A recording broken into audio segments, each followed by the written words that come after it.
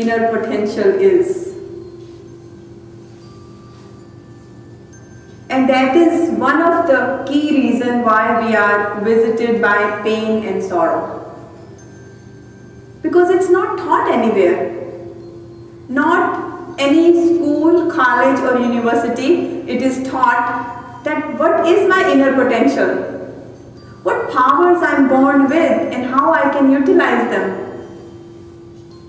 So Science of Yoga, that is 5,000-year-old science, it explains it very beautifully how our inner body is structured, what powers we are born with, and how we can tap into those powers to have a maximum potential and therefore lead a life that is filled with joy, happiness and peace.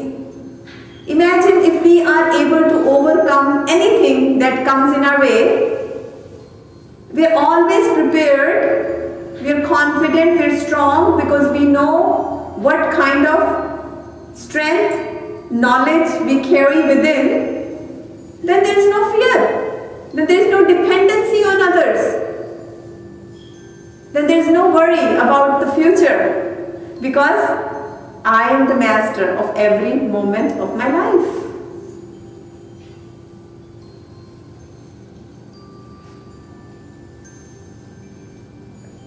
So what happens when we start to lead life in accordance with yogic science? So many things start to happen within us. Mainly 4 things.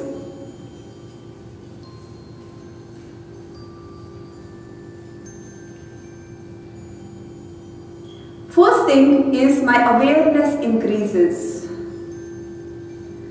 My awareness of who am I? Am I just this physical body with limited powers and that's why I fail? And then maybe have some good times, but then again failure comes to me and then that brings pain and misery and that takes away the smiles of my face. Or am I so much more than just this physical body? And once I learn, it's a very interesting science. The more I go deeper in it, the more I learn what my powers are. I am such a powerful human being. And as I learn to tap into those powers, instantly I empower myself and instantly I start to lead a life that once I dreamed. Today, it's becoming a reality. It's a choice that I made. By gaining more knowledge, I transform my life. Simple.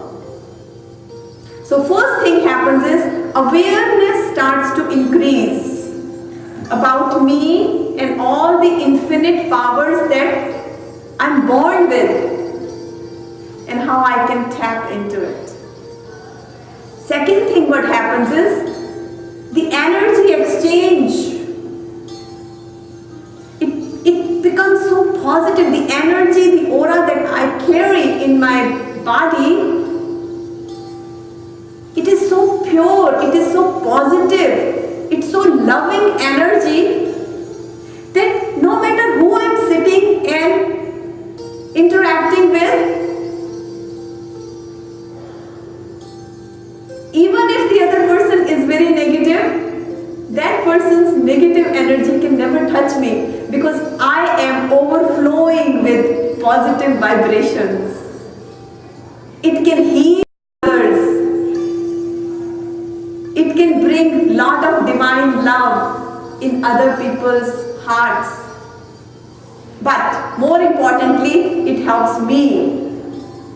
I carry so much love, compassion, high energy, good feeling in me that I have complete trust in others. No doubts have any room in my mind to play.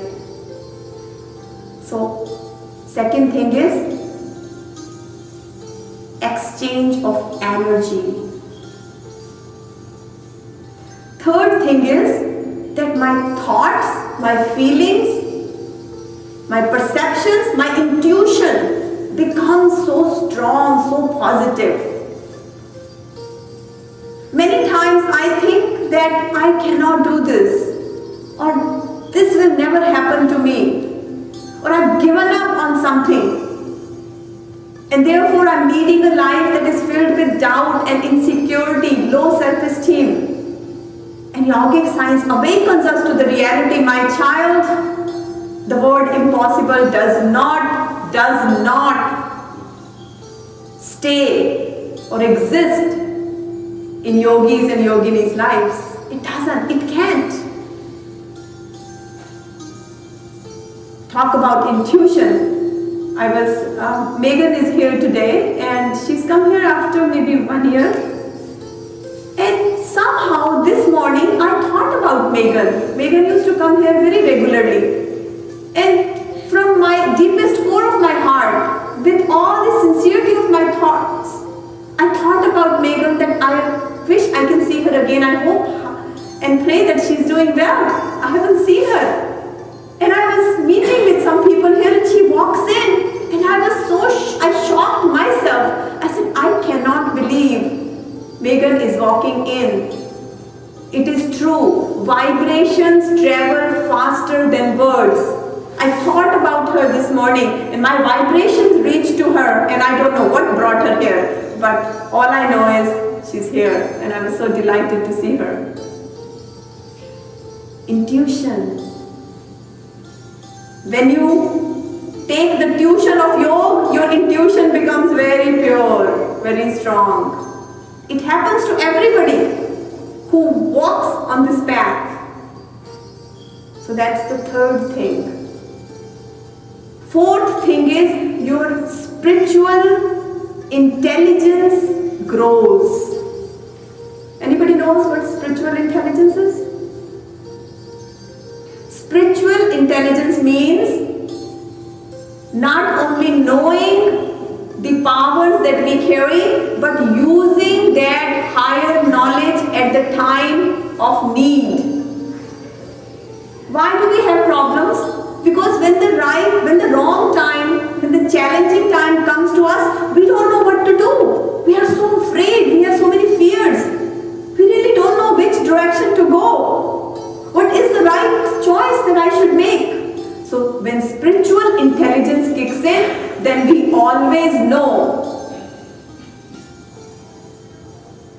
what to do, what choices to make. The right knowledge, right thoughts and right actions are lined up at the time of problem.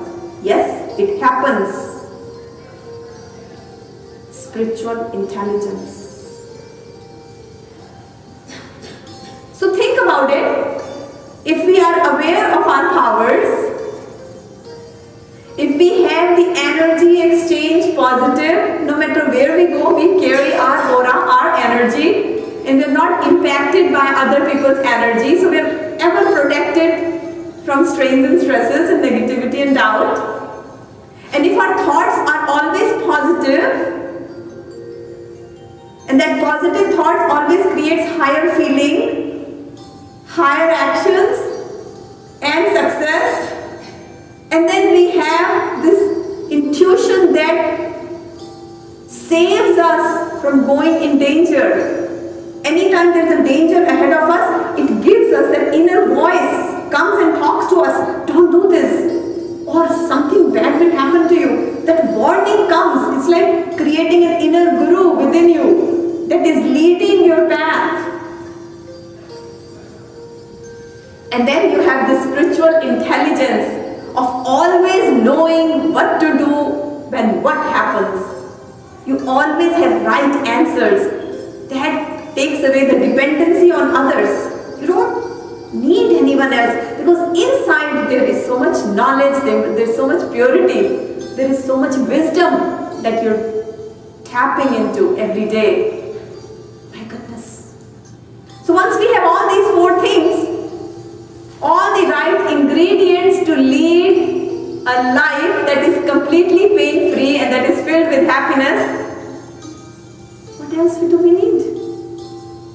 And it's very simple. The path is very simple. All it needs is that little focus, little attention and consistency.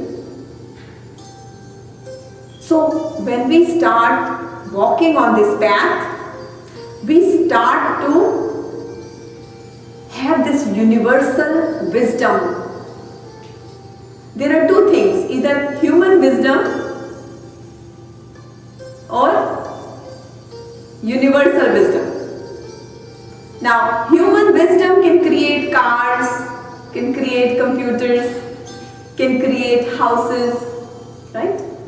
And if you really look at it, every year car model changes, houses models are changing, computers are changing. Every year they always find one thing that was not thought through and it needs to be changed. So from many years constantly we see that all of these things that are human made are constantly changing. Now look at the universal wisdom, the divine wisdom that creates human being. From the get-go, the model of human being has not been changed.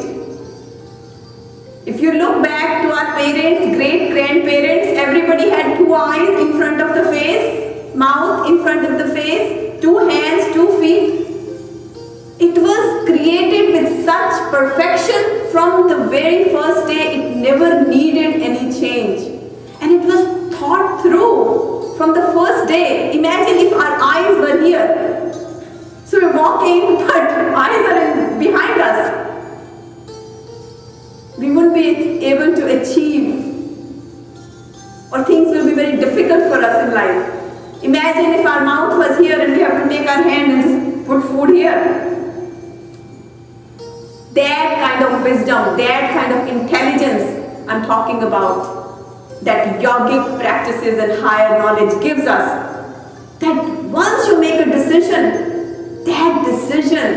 that action is so perfect, it's second to none, it's incomparable, nobody can match it, it's that powerful. So when we start walking on the path of yoga, a personality that is above and beyond is created. Let me tell you what I'm talking about. If you look at the medical science, they talk about different personalities. Sure, many of you have heard. Type A personality. Type A personality is those who are go-getters, always go, go, go. Very successful people, very punctual, but always doing. And in that doing, they'll forget the being part, and chances of having heart disease is very high in type A personalities. Type B are those who are not so aggressive and are very quiet people. And then there's type C.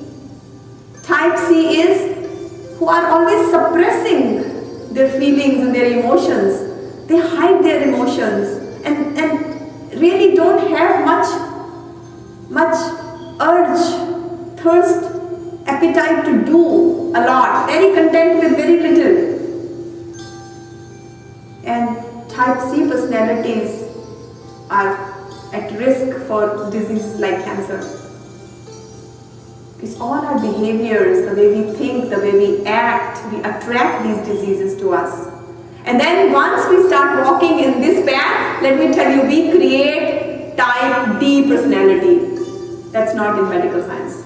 Nobody talks about it, but yoga does. Type D has that complete balance between go-get attitude to maneuver the world, at the same time not losing your inner being's happiness. That inside we continue to stay soft. The divine love flows where we feel other people's pain. That we truly don't just listen to other people's pain, but do something about it. You know how sometimes when we are not having a good day and some people will just ask how you're doing and you're not looking good and oh, have a nice day, and they just wish. Do they really mean that? Or do you really feel that it has helped you? Or you go to a person and you're talking and you truly feel, oh my God, I felt so good in this person's aura, energy. I felt that she's listening to me and she feels my pain and she's willing to do whatever it takes to help me. And you feel so comforted from that very moment. That's what is type 4 personality, where we help ourselves, but at the same time, we start to serve others. That we have that divine love in our hearts that starts to flow through us to others, where we don't just live for ourselves, but we live for others. That we dedicate our life for the goodness of others. And it's all automatic. When we start walking on this path of yoga, it is not possible that divine love not flow through you. It is not possible that you not serve others. It's a result of doing yogic practice the right way. It automatically happens. You can't stop it. The transformation takes place where you feel, oh my God, I'm changing. And you start to feel so good because what you are giving is what you're getting. Your focus is on you. What am I giving? Because whatever I'm giving, that is all I'm going to get. So instead of focusing on what I'm getting, I'm focusing on what's coming out of me for others. Simple. My starting point changes. So, think about it. The world is changing with a speed of lightning rod. Constantly so much change is happening. Go back 10 years from that time till today. So much change has happened. So in order to lead a happier life, it is almost a need to create the same amount of change or even more in the inside of our body and mind. And if we can create change within us, purify us, bring that confidence, that strength to feel that I'm always prepared, that I will not be shaken when some challenging situation comes to me. With that transformation, I carry the weapon to protect myself from the outer changes that are happening non-stop. I protect myself from the adverse effects of outer changes. So when we start walking on this path,